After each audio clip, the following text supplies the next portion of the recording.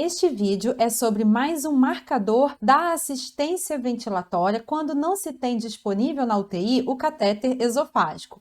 Este marcador é chamado de delta-POC. Delta-POC é a máxima queda da pressão das vias aéreas abaixo da PIP durante uma oclusão expiratória. Está correlacionado com a pressão gerada pelos músculos respiratórios para expandir os pulmões e a parede torácica durante a ventilação de pressão de suporte, PSV. Para obter o delta-POC, primeiro é preciso medir o POC, que é a queda da pressão secundária ao esforço do paciente medida durante a oclusão expiratória. O POC, então, será obtido com uma pausa expiratória. Utilizando o SDVM, vamos entender na prática como obter o POC e, consequentemente, o delta-POC.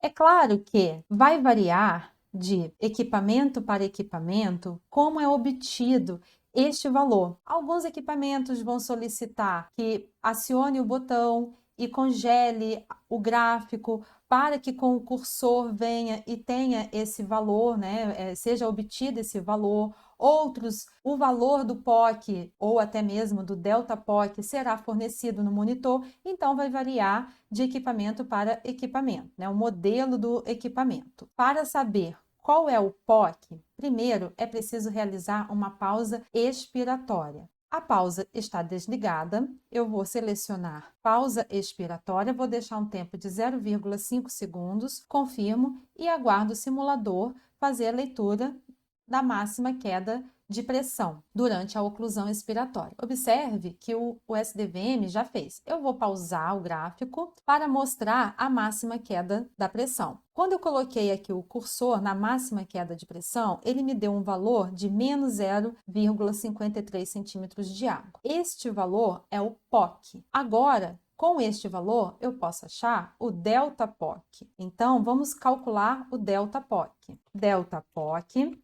é igual a PIP menos o POC. Então, se eu tenho, nesta situação simulada, uma PIP de 5 centímetros de água, e está aqui ajustada em 5 centímetros de água, e a gente observa no gráfico o valor de PIP, então, o delta-POC será delta-POC vai ser igual a 5 menos o valor que encontramos aqui como a máxima queda de pressão, o POC, que é de menos 0,53. Então, menos 0,53. Agora, utilizando a matemática básica, observe que menos com menos é mais. Então, eu tenho que 5 mais 0,53.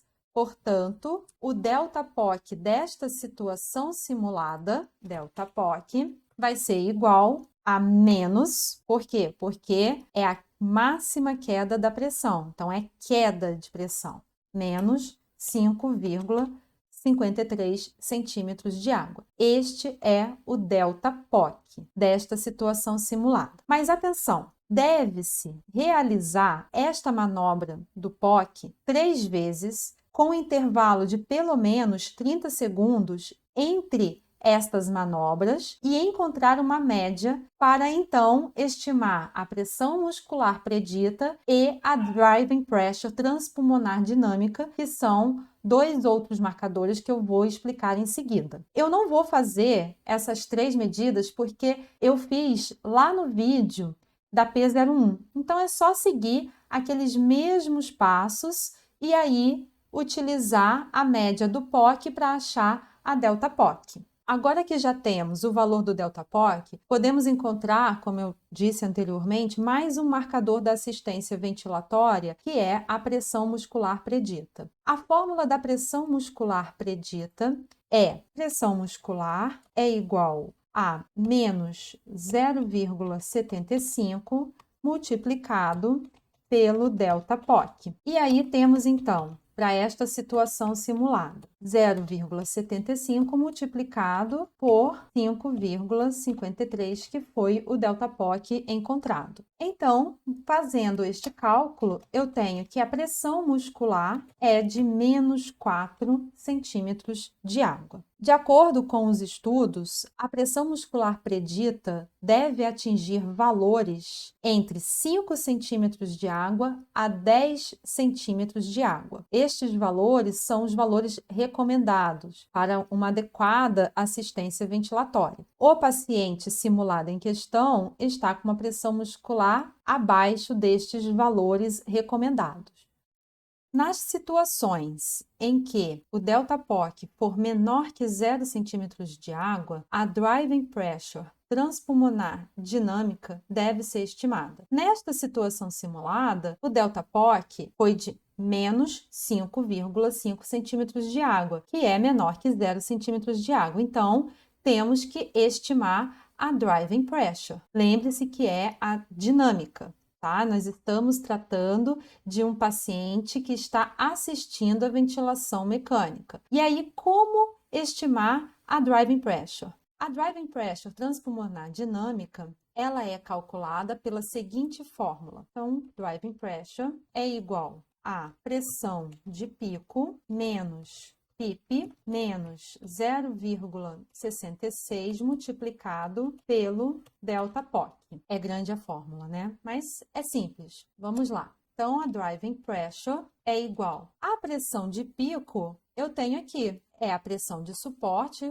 o delta pressórico de 8, somado com a PIP. Então, eu tenho uma pressão de pico de 13 centímetros de água. Então, 13 menos 5 menos 0,66 multiplicado por menos 5,53. Continuando, driving pressure é igual a 8 menos 0,66 vezes 5,53 é igual a 3,64.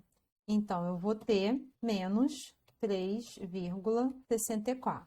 Utilizando, de novo, a matemática básica, menos com menos, soma. Então, com mais 8 é igual a 11,64 centímetros de água. Portanto, aqui eu tenho a driving pressure transpulmonar dinâmica. É recomendado que a driving pressure transpulmonar dinâmica seja menor ou igual a 15 centímetros de água. Então, apesar da pressão muscular predita não estar entre os valores recomendados, a driving pressure transpulmonar dinâmica está dentro dos valores recomendados, menor ou igual a 15 centímetros de água. Na prática clínica, ainda não é muito comum observar a medição de todos estes marcadores pela equipe da UTI, conferindo apenas a pressão de platô, a pressão de pico, frequência respiratória, volume corrente e os sinais de esforço respiratório. Estes parâmetros, eles podem subestimar a gravidade do estresse pulmonar durante a ventilação espontânea. Por isso, é recomendada a utilização à beira do leito desses marcadores narrados, os quais são confiáveis e válidos, além de serem rápidos para serem medidos à beira do leito.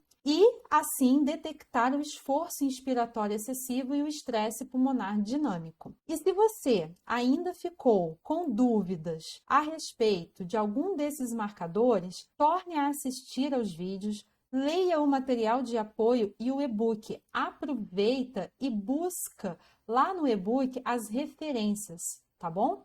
Então, até o próximo vídeo.